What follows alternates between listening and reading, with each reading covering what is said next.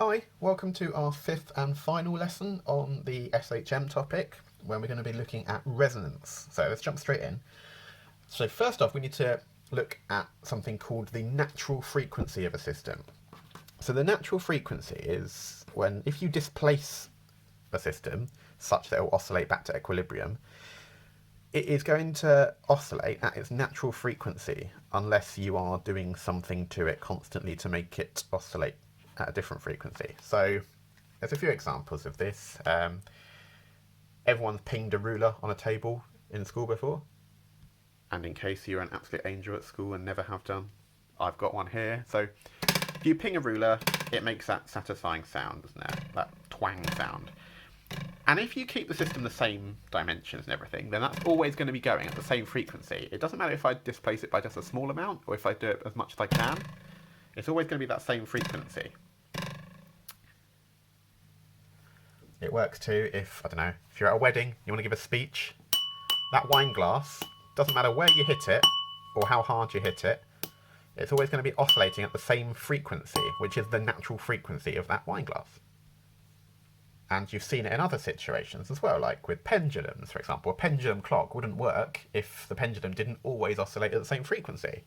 You wouldn't be able to keep time otherwise. So, or you might have something like, I don't know, particles in an ionic lattice that are vibrating at a certain temperature, and as long as you keep the temperature the same, they're always going to be vibrating at their natural frequency.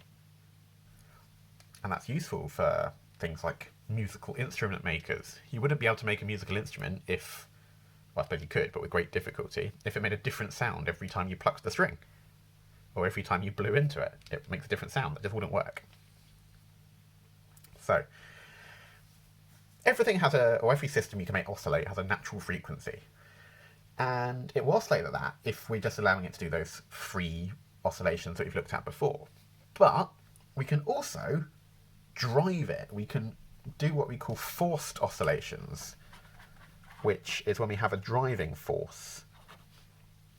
So our driving force is a periodic force that is varying regularly with time. So it might be going with a sine wave, or it might just be going on, off, over time. So if you think of, if you're pushing a child on a swing, for example, you're not constantly pushing them, are you? You're only pushing them at a certain point in their swing. And if we have forced oscillations, then the system is going to respond to that driving force by changing its amplitude. Yeah. And potentially frequency, but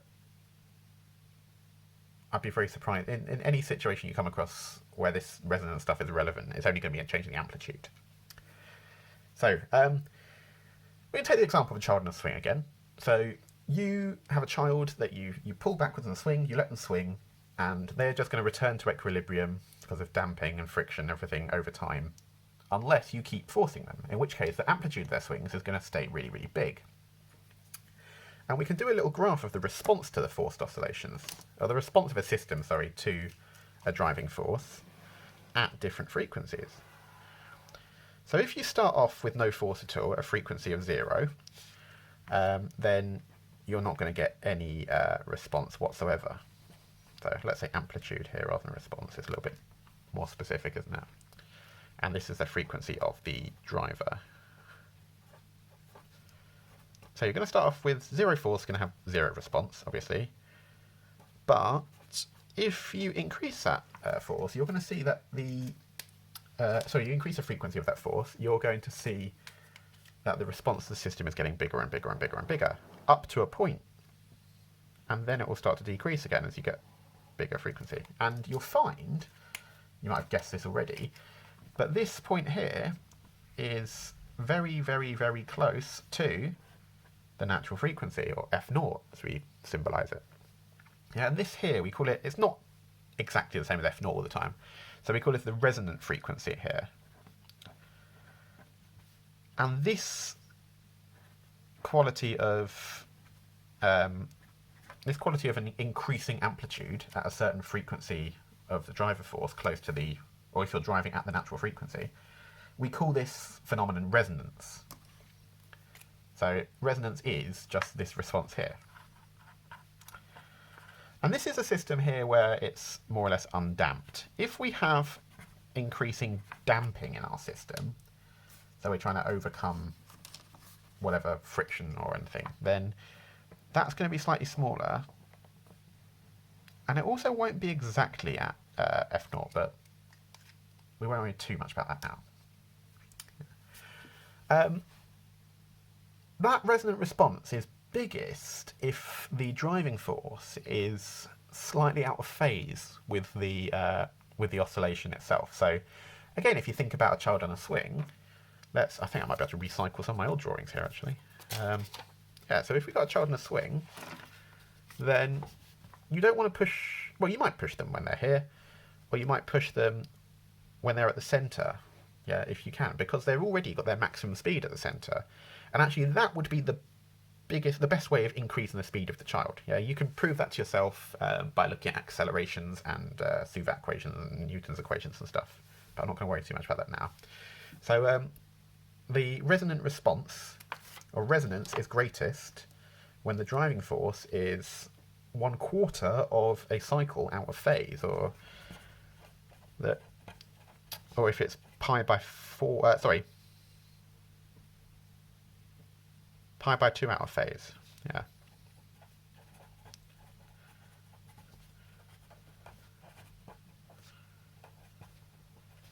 There we go.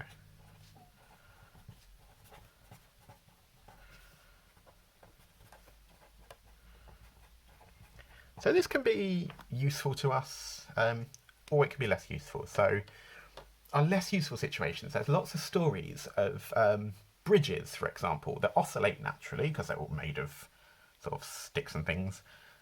You can tell how much I know about bridge building, honey. But they'll have a natural frequency, as any structure will.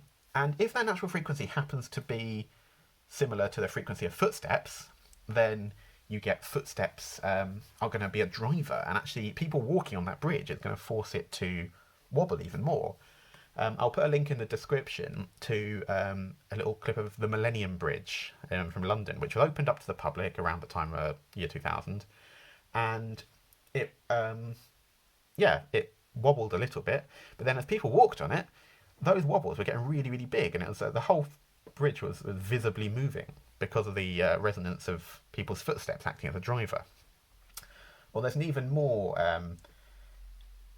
sort of extreme example of a bridge in America called the Tacoma Narrows Bridge, where that was responding to the driving force of wind, and it was a really, really big driver and a really, really big resonant response. I really recommend having a look at that. That will also be in the description. Good resonance, though, can be for things like musical instruments. So, if you've got any sort of acoustic guitar or anything with that big, any sort of plucked string instrument with that big cavity at the back, so an acoustic guitar, a banjo, a ukulele, or something. I'm just looking around my room for the instruments that I actually have. But if you just plucked a string normally, it wouldn't be a very loud sound. But because they've got this big open cavity at the back, your string can drive the oscillations of the air inside and actually makes the amplitude of that sound wave bigger. If you've got, let's use the wine glass again. So that has a frequency there that just oscillates if you hit it.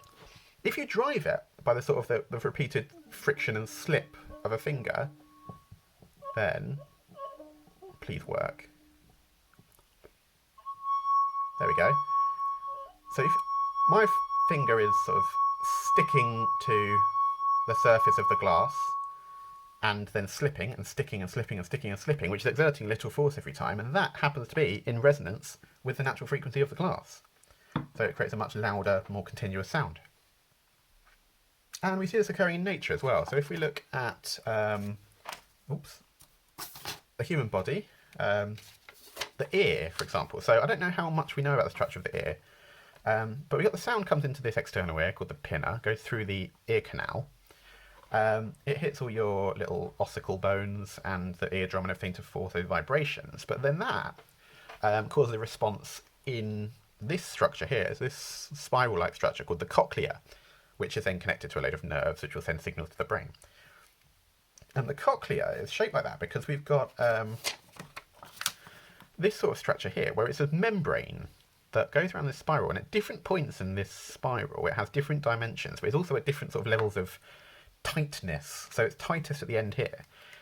And so that tight membrane here has a resonant frequency somewhere at the upper end of human hearing, so somewhere like 18,000 or 20,000 hertz.